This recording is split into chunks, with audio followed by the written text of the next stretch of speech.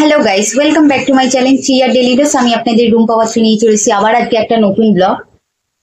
তো সকাল থেকে তো খুব রোদ্দুর ছিল, তেমন একটা বৃষ্টি হয়নি, কিন্তু এখন 5টা বাজে, প্রচন্ড মুষলধারে বৃষ্টি হচ্ছে। তো তোমাদের ওখানে কিরকম বৃষ্টি হচ্ছে জানিও। আমাদের কলকাতায় তো বৃষ্টি লেগেই রয়েছে 12 মাসে। 13 পার্বণ তো যেমন রয়েছে বাঙালিদের, তেমন বৃষ্টিটা রয়েছে। তো চলো, এই যে আমরা লাঞ্চ করতে বসে গেছি। চলো তোমাদের ব্যাক ক্যামেরা করে দেখাই। যে লাঞ্চ করতে বসে গেছি, এই যে আমার মেয়েও বসে গেছে। তো আজকে বড় মেয়ে তাড়াতাড়ি খেয়ে নিয়েছে, তো আমি ছোটো মেয়ের জন্য ওয়েট করে থাকি, যেহেতু একসাথে খাবে, বাচ্চা মানুষ একা খেতে সত্যি কীরকম লাগে। তো চলো, আজকে আমি করেছি কলমি শাক ভাজা। এই যে লঙ্কাটা ফেলে দাও। কলমি শাক ভাজা আমার মেয়েরা খেতে খুবই ভালোবাসে। এই যে কলমি শাক ভাজা, ভাত তো আছেই, বাঙালি মানে ভাত। আর এই যে চিকেন কষা। আমরা যতটা না মাছ খাই তার থেকে বেশি মাংসটাই খাই। যতটা না ভাত খাই আমরা তার থেকে মানে মাছ খাই, ততটা বেশি মাংসটাই চলে। তো আমি জানি না হঠাৎ করে কেন আমার এত চিকেনের প্রতি এত ক্রেভিং হচ্ছে, মানে খুবই ভালো লাগে এখন চিকেনটা খেতে। মাটনের থেকেও বেশি চিকেনটা খেতেই ভালো লাগে।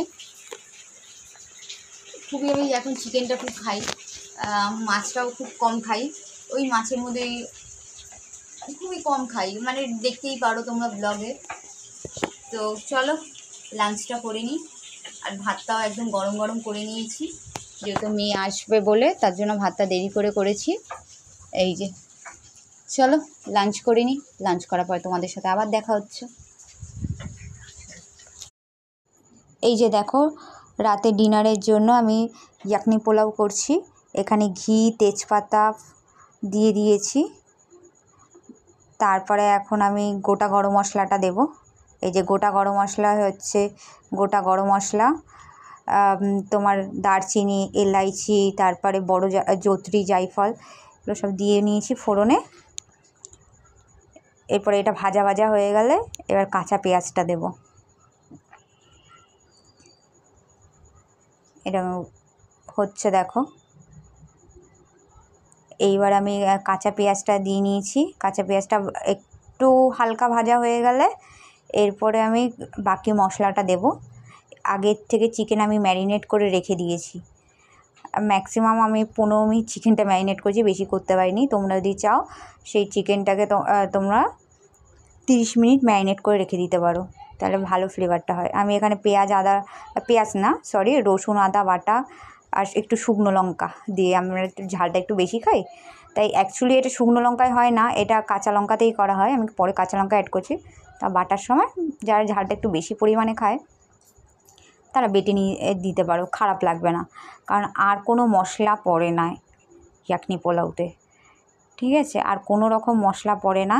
আর এখানে যখন ভাজা ভাজা হচ্ছে দেখতেই পাচ্ছ মশলাটা।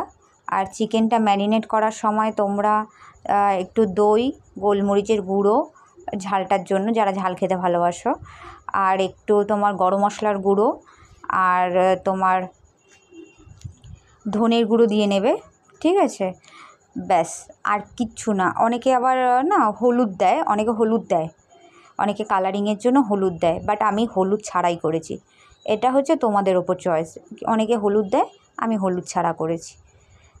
দেখো এই যে এবার ম্যারিনেট করা চিকেন। আর কাঁচা লঙ্কা, আমার কাছে ধনে পাতাটা ছিল না, তাই ধনে পাতাটাও দিইনি ম্যারিনেট করার সময়, তো ধনে পাতাটাও দিয়ে নেবে। ব্যাস, দিয়ে ম্যারিনেট করে রেখে দেবে। তারপরে এই যে ম্যারিনেট করা চিকেনটাকে আমি এখন ছেড়ে দিলাম। এবার ভালো করে একটু সাঁতলে নেব চিকেনটাকে। আর আমি বাসমতি রাইস আগে থেকে ভিজিয়ে রেখেছিলাম, সে বাসমতি রাইসটা আমি এবার ছেড়ে দেবো। এই মাংসটা একটু কষা হয়ে এলে, মানে মাংসটা একটুখানি মশলাটার সাথে একটু মিশে গেলে, একটুখানি মাংসর থেকে একটুখানি জলটা ছাড়তে শুরু করে দিলে, তারপরে গিয়ে আমি চালটা দেবো। দেখো এখানে মশলাটা দিয়ে চিকেনটা দিয়ে সাঁতলাচ্ছি। এবার এই যে সাঁতলে এলে এবার চালটা ছেড়ে দেবো। যে চালটা আমি ভিজিয়ে রেখেছিলাম বাসমতি রাইসটা, ওটা ছেড়ে দিয়েছি। এবার চালটা দিয়ে মশলাটা দিয়ে চিকেনটা দিয়ে একটু ভালো করে একটু নাড়িয়ে চাড়িয়ে নেব, একটু ভালো করে একটু কষিয়ে নেব। আমি জোরে আঁচ বাড়িয়েই করছি এটা। তো এটা ভালো করে একটু কষিয়ে নিয়ে তারপরে এখানে পরিমাণ মতো আমি একটা মানে 1 কাপ দুধ নিয়েছি, 1 কাপ দুধ দিয়েছি, 1 কাপ না সরি 1.5 কাপ দুধ দিয়েছি, আর সেই পরিমাণ মতো 1.5 কাপ জল দিয়েছি। তো দেখো 1.5 কাপ দুধ আর 1.5 কাপ জল, যেমন দুধটা নেবে সেই পরিমাণেই জলটা নেবে, ঠিক আছে। আর আমি এটা স্টিমে বসিয়েছি, আমি প্রেশার কুকারে ঢাকনা আটকাইনি, আমি এমনি ঢাকনাটা চাপা দিয়ে এটাকে আস্তে করে একদম লো ফ্লেমে রেখে দেখো, এই দেখো হয়ে গেছে, কত সুন্দর হয়েছে, পুরো ঝরঝরা। পুরো এটাকে আমি ভাপিয়ে নিয়েছি। এই যে এবার আমি মেয়েদের জন্য বাড়ছি খাবার। হাড় খেতে পারবে, আমার ছোট মেয়ে আবার হাড় খেতে পারে। দেখো কেমন ঝরঝরা হয়েছে।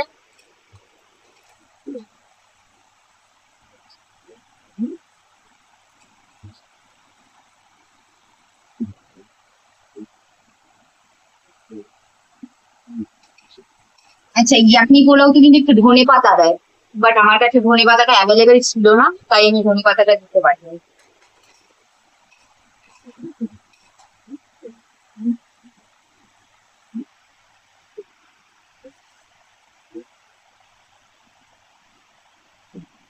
তো নেক্সট টাইম করলে ধনে পাতাটা রাখবো। আজকে আছে নাকি প্ল্যান হয়ে গেল করার। কাঁচা লঙ্কা করে একটু ছড়িয়ে ছড়িয়ে নিয়ে খাবে, ঠিক আছে। কালারটা দেখেছি, পুরো সিম্পল, পুরো সিম্পল।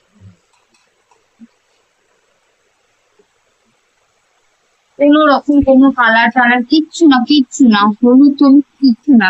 অনেকে আবার হ্যাঁ একটু হলুদ দিয়ে করে, হলুদ যদি যে খেতে চাও খেতে পারো, বাট আমার মনে হয় হলুদ ছাড়াই এটা বেস্ট অ্যান্ড বেস্ট। চলো,